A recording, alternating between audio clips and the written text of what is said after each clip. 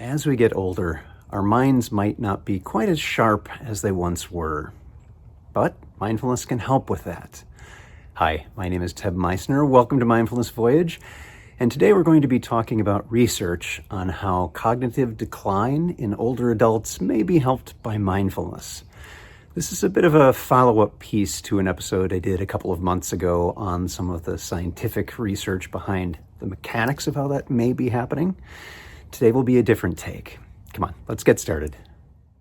Our guest today is Isabel Sadowski. Isabel, thank you so much for being here. Glad to meet you. Appreciate your time today. Nice to meet you too. My pleasure to be here. So, we are going to dive into some work you have been doing around cognitive decline and how mindfulness and contemplative practices may help with that. But before we go into that, maybe you could just take a minute or two and describe who you are and what you do for those who might not have read your bio. For sure, for sure. So I'm a PhD candidate in counseling psychology at McGill University.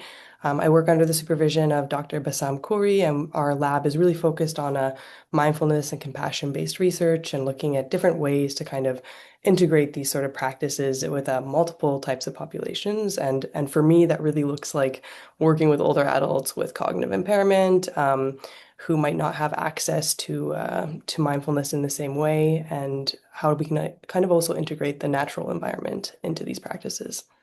Excellent. Thank you for that. And you're you're singing my song around how these things meet particular populations and what their needs are. So tell us a little bit about how this particular project came up. How did that even begin?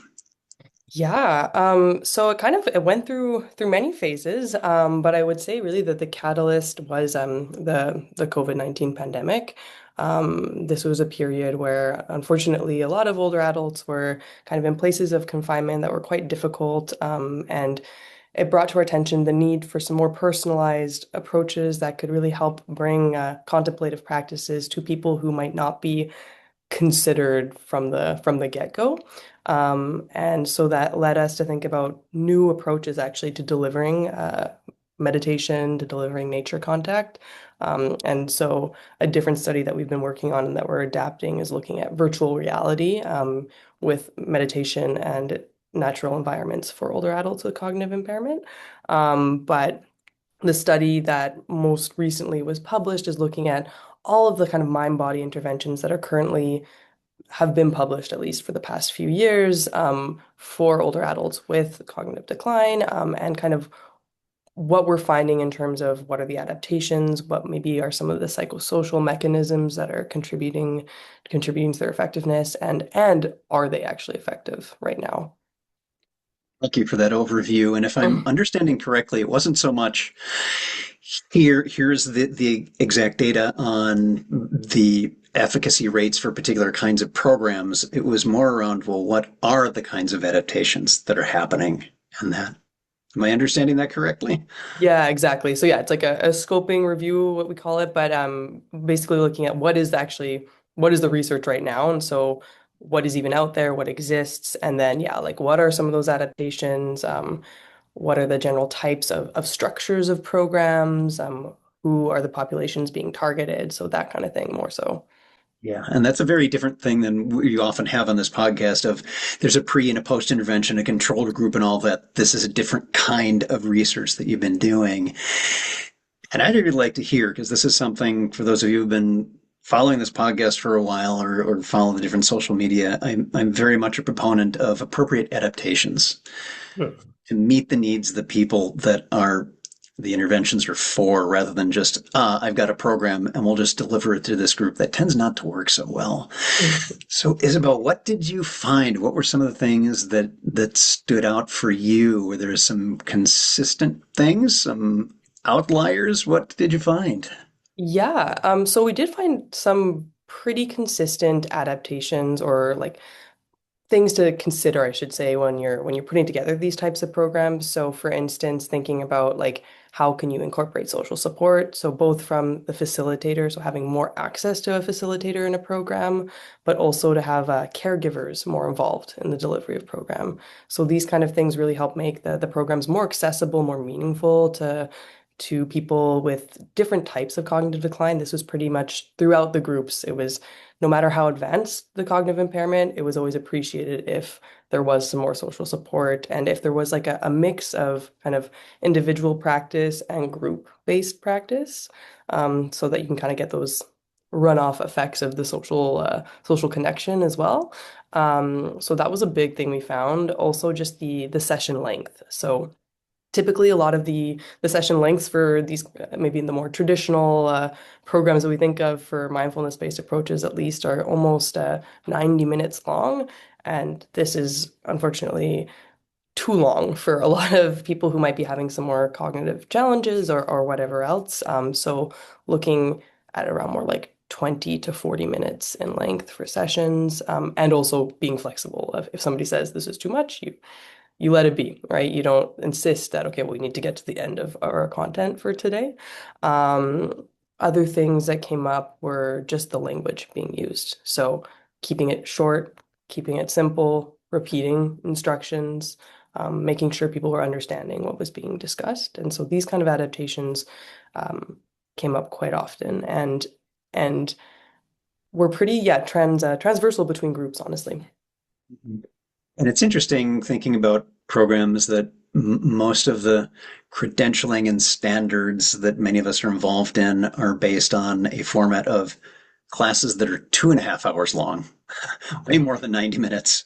Yeah. And all day practice, you can't just drop that into a population that is unable to not only not stay focused for that amount of time due to cognitive decline, but physically that can be harder on different populations as well for a variety of reasons. So those adaptations are very necessary. I am curious, Isabel, were there any outliers that come to mind, some unique innovations that people were trying that you ran across during the research for this? Yeah, so maybe not outliers, but I definitely think there are some unique approaches that are being tested. So one kind of grouping that we found were people offering more community-based mind-body interventions, so things that were more already integrated into the services that were already being offered to older adults. So that could look like kind of integrating mind-body practices into gardening therapy, so horticultural practices, finding ways to kind of get involved with the earth in that sense. That was something that was coming up. And actually, again, like we need larger scale studies that can really confirm these findings, but seem to be well appreciated by the participants, seem to have some sort of preliminary effect on anxiety and stress levels. So that I think was a pretty interesting approach. There was also another couple of studies looking at how to deliver Tai Chi practices through virtual reality, with like adaptations of both seated Tai Chi and standing. So a lot of these kind of new novel delivery pathways to offer interventions that, people have kind of maybe been thinking of for a long time, right? Yeah. It's so interesting to hear about these kinds of adaptations and word you've used a few times now. It's good to see, and that of integrating.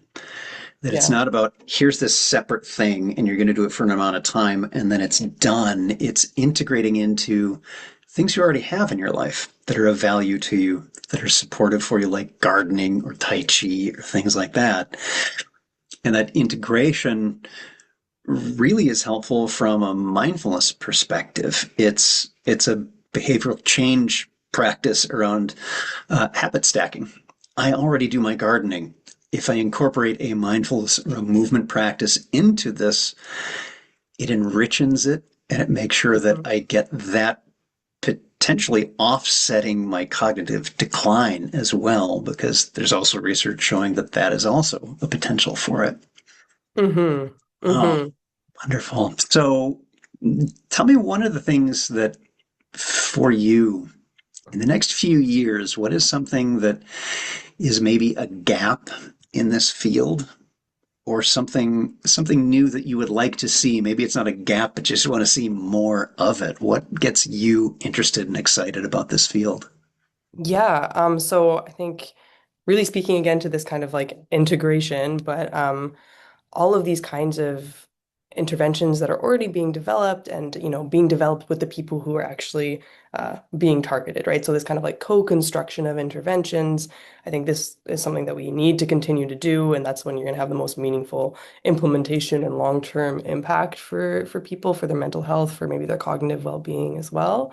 But something that really sparks my curiosity, and I think there's a lot more potential for it, is to really kind of intentionally set up programs that are more intergenerational. So not only with targeting older adults, but how can we get young people, how can we get multiple generations together and try to offer some sort of like essentially creating community again, but through contemplative practices.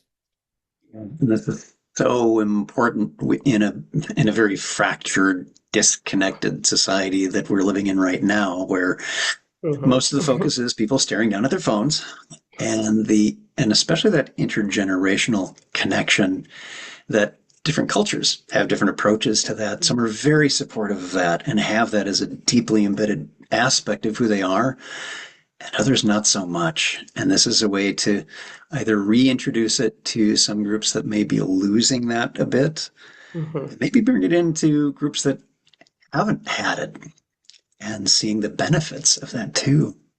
Wonderful. Yeah. Thank you. And Isabel, Yeah. for those who may be interested in learning a little bit more about this, I am going to have some links, of course, on the episode page for this, but is there anything in particular that you might share to recommend to people who are curious about this? Or any parting thoughts you may have of encouragement to those who are tuning in? Hmm.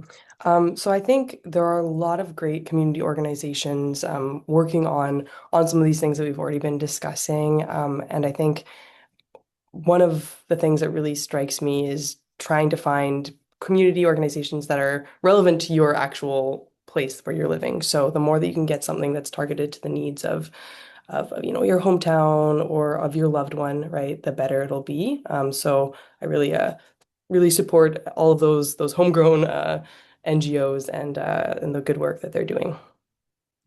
Thank you so much. Well, again, for those who are listening, I'm going to have some links, including to the research we've been talking about today, as well as some information about McGill University and our guest, Isabel Sadowski. Isabel, thank you so much for being here today. Thank you so much. Thanks so much for watching today again. Please do tap that subscribe button if you found this helpful to you in some way. I'd really appreciate it because it helps others to find this podcast. And remember, every moment you have a choice. Make it the best you can. And I'll see you next time on Mindfulness Voyage.